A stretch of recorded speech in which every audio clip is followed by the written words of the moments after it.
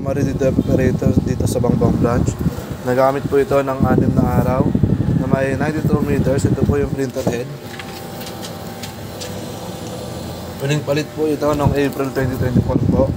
Capping na may 60%. Head clean.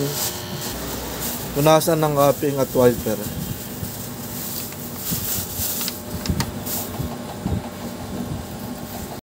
Nozzle check. Ang ink system namin ay tama lang. Ground wire at waste tank. Last disposal ng Sabado. Dito naman po nakalagay ang unused stock namin. Powder. At iba pang powder at film. Last week naman po nakapag-consume ako ng isang white. Wala pa rin po sa CMYK.